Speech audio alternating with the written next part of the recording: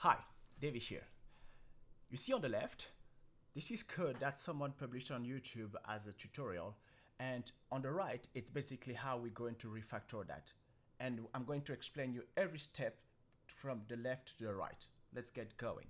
So where do we start? When we look at this code, we're going to analyze that, and then I will tell you what I see and what can be improved, right? So the first thing that comes in mind is the fact that when you look at that code is dead code, right? So we know that you see right away router here isn't used. So that's dead code, right? And another thing here is this console log right there that we don't need. So that's already two things we can remove. They're really small when you think about it, but they make a lot of difference when you start having apps growing and growing, okay? So that's already one thing. Second thing, or the third thing in our case, is something that is actually commonly done in the industry, and I wonder how we can make sure that people stop doing it really, is this idea of you have a component.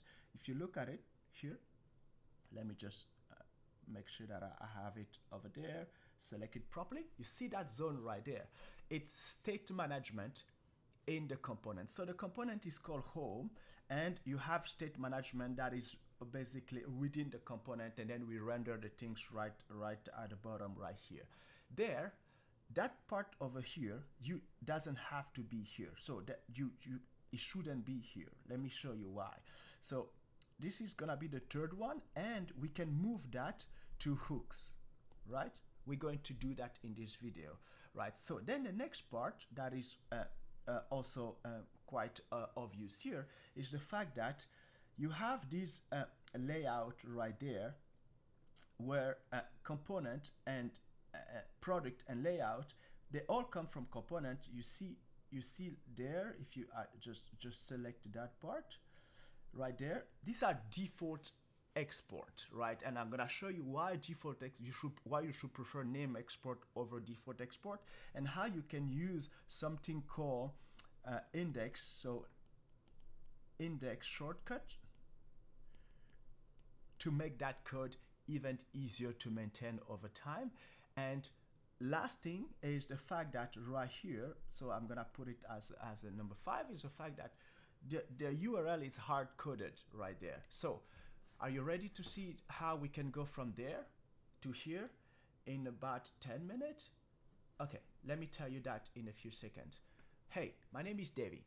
I'm a software engineer, and this is Refactoring.Coach, where we make your code maintainable. Let's go back to the code and let's make that maintainable. So here is the app. And as you can see in that app right there, we have quite a bit of things. And as we said, the first thing that we can improve here is to remove dead code, right? And remove this console log that are not needed. And we see the app is still working because, well, they're not needed for that. And as we do that, we can remove dead code right there. Now, the second thing that I mentioned is the fact that here we have that part that is basically state management directly in the component. And what you could do is actually remove that, create a use product hook, okay?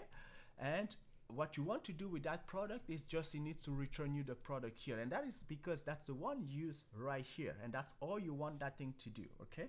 So let me put it right here for the sake of cheating, but I'm gonna move that into a different file right after. So we're gonna have it here, and I'm just gonna pass this one right there and then return that here as product, right? So once I do that, you see on the left the app is still working properly, and we can basically make sure that we can now easily export that one here, okay? So what are we going to do? What we're going to do is to create, we have a folder called hooks, which is here, and we're gonna add a use product hook. It's a JavaScript one, so don't forget that we're gonna migrate that entire thing to TypeScript later on in this refactor, because TypeScript is the place you should go. So once we have that, what we need to do here is indeed bring the use state up here, bring use effector up here, and then we're gonna need Axios right there. And then the last thing we need here is the API URL. So that thing is available in the page right here. So let's move that here, and then we go back to use product, and we move that over here.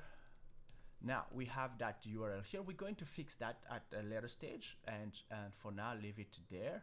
Now that we have it, we need to go back to our index page, and let's make sure that we remove that entire thing. And then in the index page, what we need to do is to import that use product, right?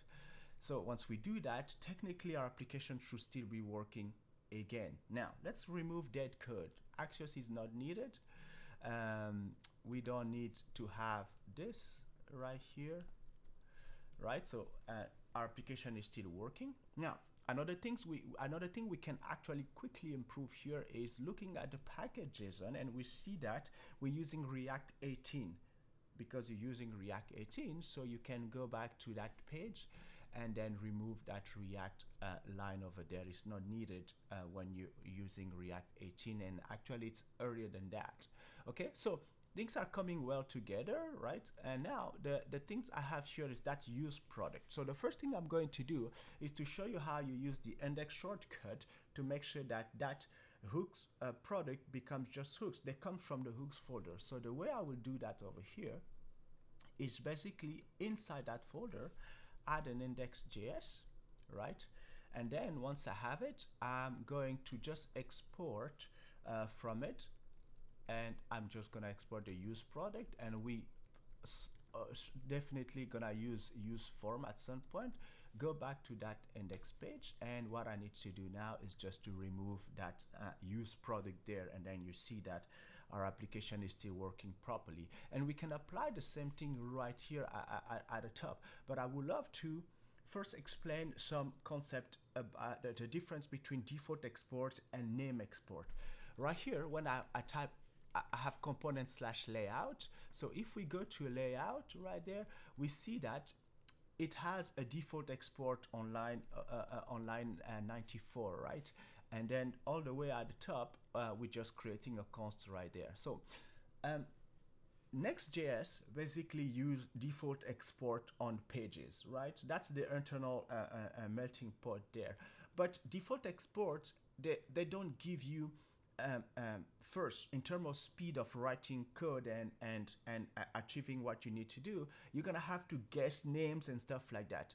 If someone creates a component like layout, why don't you just use the same name? Well, you're gonna say using the same name here. That is correct. But the thing here is the person the person who wrote that has to type layout. There is no help you get from the IntelliSense. However, if I go back here, so let me put it like this, and let's go back to layout. And if here I just put an export, like a name export, so you see I'm having and a name export and a default export right there.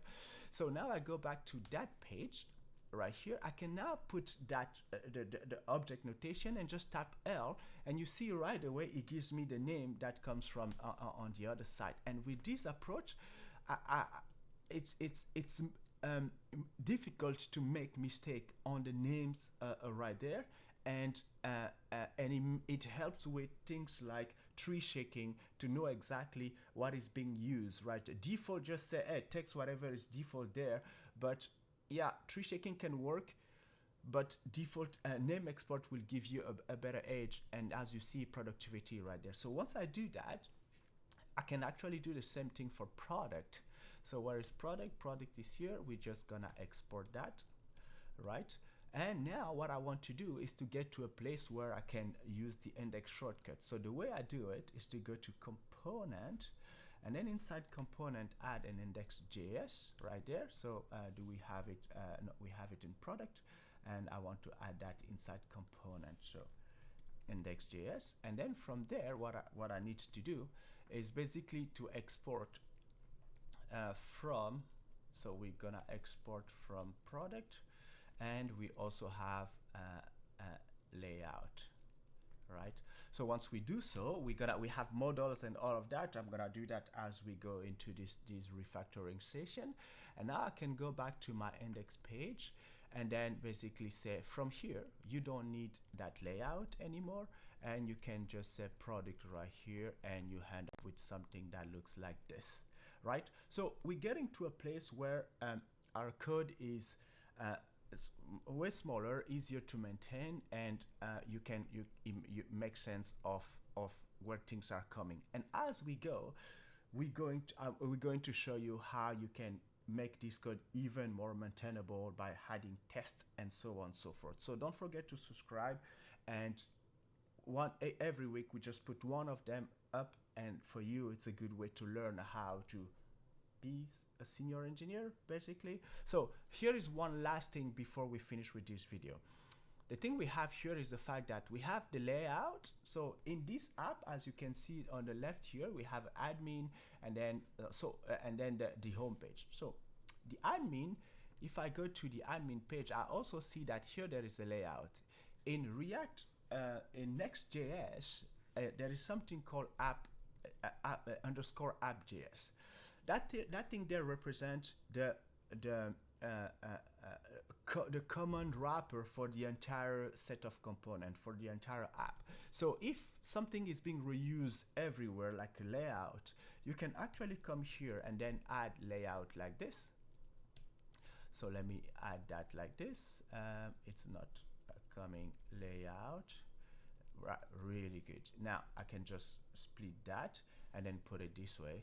And as you can see, so let's import that over here, layout from component. And you see right away at the top, without me doing much, it just import that from component. He doesn't have to figure out, hey, I'm gonna go inside component/layout. It just comes from component, right?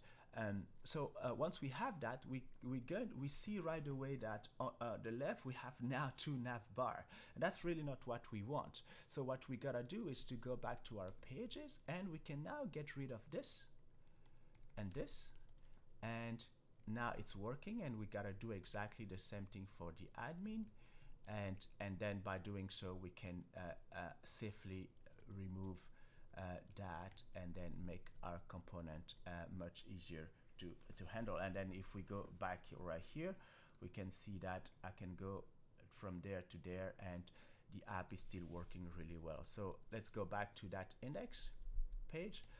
That's it. That's where we at. We can remove the layout right here, space, yeah, and then that's what we have. That's it for today.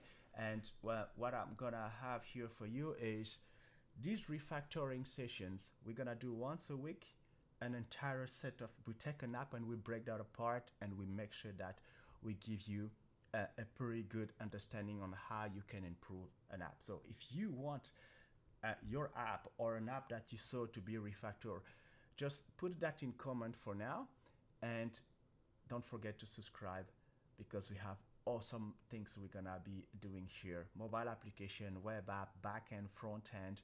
We're going to refactor them all, and that's gonna serve for you as a way to grow your technical skills. We have a deal. You take care. Bye.